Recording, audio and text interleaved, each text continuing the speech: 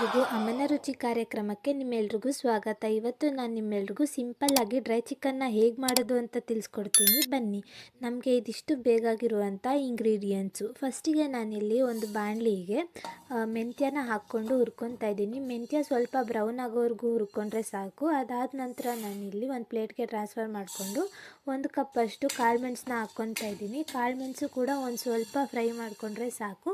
ಇದ್ರ ಜೊತೆಗೆ ನಾನಿಲ್ಲಿ 1 ಕಪ್ಪಷ್ಟು ಧನಿಯಾನ ಸೇರಿಸ್ಕೊತಾ ಇದ್ದೀನಿ. ಇದ್ರ ಜೊತೆಗೆ 5 ಖಾರ ಮೆಣಸಿನ್ಕಾಯಿ ಮತ್ತು ಒಂದು 5 ಬ್ಯಾಡಗೆ ಮೆಣಸಿನ್ಕಾಯಿನ ಪೀಸ್ ಮಾಡಿಕೊಂಡು ಇಲ್ಲಿ ಫ್ರೈ ಮಾಡ್ಕೊತಾ ಇದ್ದೀನಿ. ಇದನ್ನು ಕೂಡ ಸ್ವಲ್ಪ ಫ್ರೈ ಮಾಡ್ಕೊಂಡ್ಮೇಲೆ ಪ್ಲೇಟಿಗೆ ಟ್ರಾನ್ಸ್ಫರ್ ಮಾಡಿಕೊಂಡು ನಾನಿಲ್ಲಿ ಬೆಳ್ಳುಳ್ಳಿನ ಹುರಿದಲ್ಲೇ ಹಂಗೆ ಹಾಕ್ಕೊತಾ ಇದ್ದೀನಿ. ಇದನ್ನು ಒಂದು 5 ನಿಮಿಷ ಆರೋದಕ್ಕೆ ಬಿಡಬೇಕು. ಒಂದು ಬಾಣಲಿಗೆ ನಾನಿಲ್ಲಿ ಒಂದು 5 ಟೇಬಲ್ ಸ್ಪೂನಷ್ಟು ಎಣ್ಣೆನ ಆ್ಯಡ್ ಮಾಡ್ಕೊತಾ ಇದ್ದೀನಿ. ಎಣ್ಣೆ ಕಾದ ನಂತರ ನಾವು ತೊಳೆದಿಕೊಂಡಿರುವಂಥ ಚಿಕನ್ನ ನಾನಿಲ್ಲಿ ಆ್ಯಡ್ ಮಾಡ್ಕೊತಾ ಇದ್ದೀನಿ. ಚಿಕನಲ್ಲಿರೋ ನೀರೆಲ್ಲ ನೀಟಾಗಿ ಹೀರ್ಕೊಳ್ಳೋವರೆಗೂ ನಾವು ಚಿಕನ್ನ ಬೇಯಿಸ್ಕೊಬೇಕು. ಚಿಕನಲ್ಲಿರೋ ವಾಟರಿ ಫಾರ್ಮ್ ಏನಾದರೂ ಇದರಲ್ಲಿ ಹಾಗೆ ಇದ್ದರೆ ನಮಗೆ ಡ್ರೈ ಚಿಕನ್ ಮಾಡೋದಕ್ಕೆ ಚೆನ್ನಾಗಿರಲ್ಲ. ಸೊ ಅಲ್ಲಿವರೆಗೂ ನಾವು ಇದನ್ನು ನೀಟಾಗಿ ಬೇಯಿಸ್ಕೊಬೇಕು. ನಾನಿಲ್ಲಿ ರುಚಿಗೆ ತಕ್ಕಷ್ಟು ಉಪ್ಪು ಮತ್ತು ಒಂದು ಅರ್ಧ ಟೇಬಲ್ ಸ್ಪೂನಷ್ಟು ಅರಿಶಿನ ನಾನಿಲ್ಲಿ ಸೇರಿಸ್ಕೊತಾ ಇದ್ದೀನಿ. ಇದನ್ನು ನೀಟಾಗಿ ಮಿಕ್ಸ್ ಮಾಡಿಬಿಟ್ಟು ಮತ್ತೆ ನಾವು ಇದನ್ನು ಬೇಯೋದಕ್ಕೆ ಬಿಡಬೇಕು. ಅಷ್ಟರಲ್ಲಿ ನಾವಿಲ್ಲಿ ಹಾರಕ್ಕಿಟ್ಟಿರುವಂಥ ಮಸಾಲೆನ ನಾವಿಲ್ಲಿ ರುಬ್ಕೊಳ್ಳೋಣ.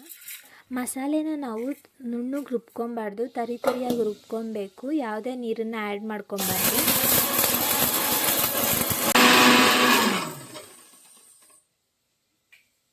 ನೋಡಿ, ಇಲ್ಲಿ ನಾನಿಲ್ಲಿ ಯಾವ ರೀತಿ ರುಬ್ಕೊಂಡಿದ್ದೀನಿ ಅದೇ ರೀತಿಯಲ್ಲಿ ನೀವು ಮಸಾಲೆನ ರುಬ್ಕೊಬೇಕು. ಈ ಕಡೆ ಚಿಕನ್ ಬೆಂದಿದೆಯಾ ಅಂತ ನೀವು ಚೆಕ್ ಮಾಡಿಕೊಂಡು ಇದಕ್ಕೆ ನೀವು ರುಬ್ಬಿರುವಂಥ ಮಸಾಲೆನ ಇದಕ್ಕೆ ಆ್ಯಡ್ ಮಾಡ್ಕೊಳ್ಳಿ.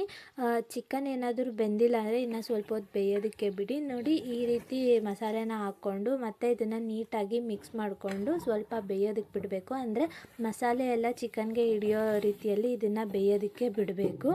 ನೋಡಿ, ಇಷ್ಟೇ ಡ್ರೈ ಚಿಕನ್ ರೆಡಿಯಾಗಿದೆ. ನೋಡಿದ್ರಲ್ಲ ಸಿಂಪಲ್ಲಾಗಿ ಡ್ರೈ ಚಿಕನ್ನ ಹೇಗೆ ಮಾಡೋದು ಅಂತ. ನೀವು ಕೂಡ ಮನೆಯಲ್ಲಿ ಇದನ್ನು ಟ್ರೈ ಮಾಡಿ ನೋಡಿ. ಚಿಕನ್ ನೋಡೋದಕ್ಕೆ ಎಷ್ಟು ಕಲರ್ ನೋಡಿದ್ರೆ ತಿಂತಾರೆ.